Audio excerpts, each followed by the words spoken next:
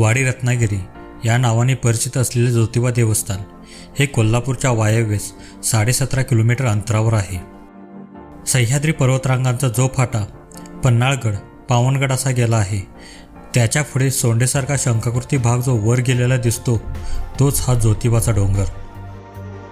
या डोंगरावर प्राचीन काळापासून प्रसिद्ध असलेले हे ज्योतिबाचे पुरातन मंदिर आहे. श्री ज्योतिबा देवस्थान अथवा केदारेश्वर हे बद्रीकेदाराचेच रूप आहे. ब्रह्मा, विष्णू, महेश आणि जमदाग्नी या सर्वांचा मिळून एक तेजपुंज अवतार म्हणजेच ज्योतिबा किंवा केदारनाथ. ज्योतिबा देवाची मूर्ती ही स्वयंभू असून साधारणपणे ती 4.5 फूट उंचीची आहे. मूर्ती बट्टू भैरवनाथाच्या अवतारातील असून ती चतुर्भुज आहे. मूर्तीच्या हाती खडग, त्रिशूल, डमरू असून त्याचे वाहन घोडा आहे. दख्खनचा राजा श्री ज्योतिबा